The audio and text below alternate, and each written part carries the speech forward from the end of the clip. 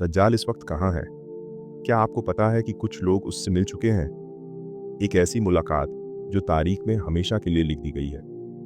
ये सिर्फ एक कहानी नहीं, बल्कि एक हकीकत है जो हदीस से साबित होती है। हदीस की रोशनी में हम जानेंगे उस जजीरे के बारे में जहां दज्जाल क़यामत से पहले क़ैद है। और क्या आज भी कुछ लोग उससे संपर्क में हैं? ये एक ऐसी बात है जो आपको हिलाकर रख देगी। क्या वह आज भी वही है? क्या दुनिया के कुछ लोग इस रहस्य से वाकिफ हैं? हज़रत फ़ातिमा बिन्त कैस रज़ियल्लाहु अन्हा से रिवायत है कि एक दिन नबी करीम सल्लल्लाहु अलैहि वसल्लम ने अपने सहाबा को एक अहम वाक़या सुनाया। ये वाक़या तमीम दारी रज़ियल्लाहु अन्हु और उनके साथियों का है, जो पहले नसरानी ईसाई थे मगर बाद में इस्लाम कबूल कर चुके थे। एक बार तमीम दारी रज़ियल्लाहु अन्हु और उनके 30 साथी समुद्र में सफ़र कर रहे थे जब अचानक एक तूफ़ान आया। ये तूफ़ान 1 महीने तक उनकी कश्ती को इधर उधर घुमाता रहा। लहरें उनकी कश्ती को कभी एक तरफ फेंकती तो कभी दूसरी तरफ। उन्होंने हर वक्त मौत को अपने सामने महसूस किया। भूख और प्यास से कमज़ोर हो चुके थे। हर रात मौत का खौफ उनकी आंखों में समाया रहता। आखिरकार जब समुद्र शांत हुआ तो उन्हें दूर एक अजीब जजीरा नजर आया। ये जजीरा घने दरख्तों और एक खौफनाक सन्नाटे से घिरा हुआ था। वहाँ का माहौल अजीब था। ना कोई इंसान दिख रहा था, न किसी मखलूका की आवाज़ सुनाई दे रही थी, लेकिन उन्हें महसूस हो रहा था कि यह जगह आम जगह नहीं है। यहाँ कुछ है जो उनकी नज़रों से छुपा हुआ है। जजीरे पर कदम रखते ही उनकी मुलाकात एक अजीबोगरीब मखलूक से हुई। ये एक अजीब सी शख्सियत थी। उसका पूरा जिस्म बालों से ढका हुआ था। ना वह पूरा इंसान लग रहा था, ना जानवर। उसकी आंखों में एक अजीब सी बेचैनी थी, जैसे वह कोई राज छुपा रही हो। उसने कहा, मैं जस्सा शाह हूँ, दज्जाल की जासूस। तुम लोग मेरे साथ चलो, एक शख्स तुम्हारा इंतजार कर रहा है। उनका दिल तेज तेज धड़कने लगा। क्या वह शख्स सच में दज्जाल था? क्या यह जजीरा एक शैतानी कौवत का मरकज था?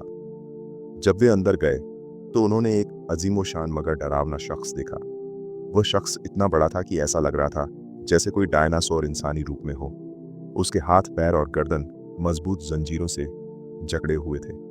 चारों तरफ अंधेरा और खौफ छाया हुआ था। उन्होंने उससे पूछा, तू कौन है? उसने कहा, तुम लोगों को आखिर मेरी तलाश मिल ही गई। मैं दज्जाल हूँ। दज्जाल ने उन लोगों से कुछ सवाल किए। बसान की खजूरों का क्या हाल है? तिबेरिया झील का पानी कैसा है? अरब के लोग अपने नबी की इताअत कर रहे हैं या नहीं?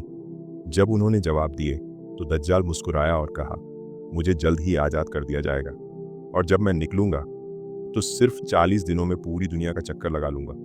हर बस्ती में जाऊंगा सिवाय मक्का और मदीना के। उनके दिलों में अजीब सा डर पैदा हो गया। ये शख्स सिर्फ एक इंसान नहीं, एक ऐसे फितने की मिसाल था जो दुनिया को तबाही की तरफ ले जाने वाला था। नबी करीम सल्लल्लाहु अलैहि वसल्लम ने यह किस्सा सुनने के बाद अपने सहाबा से फरमाया, यही वह बात है जो मैं तुम्हें पहले भी बता चुका हूँ। दज्जाल मशरिक पूर्व में है। और फिर नबी सल्लल्लाहु अलैहि वसल्लम ने मशरिक की तरफ इशारा किया। ये जजीरा आखिर है कहाँ? क्या यह सोकोत्रा द्वीप है जो यमन के पास है, या यह बरमूडा ट्रायंगल है जहाँ से कभी कोई वापस नहीं आया? क्या यह वह जगह है जहाँ दुनिया के सबसे बड़े रहस्य छुपे हैं? कुछ लोग कहते हैं कि यह जगह अब भी दुनिया के नक्शे पर है, मगर उसके अंदर जो छुपा है वह इंसानी आंखों से दूर है। लेकिन एक दिन वह फितना आज़ाद होगा, और जब यह फितना आज़ाद होगा तो दुनिया का सबसे बड़ा इम्तिहान शुरू हो जाएगा। क्या आज की टेक्नोलॉजी दज्जाल के आने की तैयारी है? Artificial intelligence, surveillance systems, global control, क्या यह सब दज्जाल के लिए एक सिस्टम तैयार कर रहे हैं? क्या दुनिया के बड़े हुक्मरान इस सिस्टम का हिस्सा है? हदीस के मुताबिक दज्जाल दुनिया को एक नए निजाम में बदलने वाला है। जो लोग उसके साथ होंगे उन्हें दुनिया की हर सुख सुविधा मिलेगी, और जो उसके खिलाफ जाएंगे उनके लिए दुनिया जीने का अजाब बन जाएगी। क्या हम इस इम्तिहान के लिए तैयार हैं? हदीस में आता है कि जो इंसान सूरह कहफ की पहली और आखिरी आयतें याद करेगा वह दज्जाल के फितने से महफूज रहेगा। क्या हम अपने ईमान को मजबूत कर रहे हैं? अगर आपको यह वीडियो पसंद आई तो लाइक करें, शेयर करें और चैनल को सब्सक्राइब करें, ताकि आपको ऐसी और भी मालूमाती वीडियोस मिलती रहें।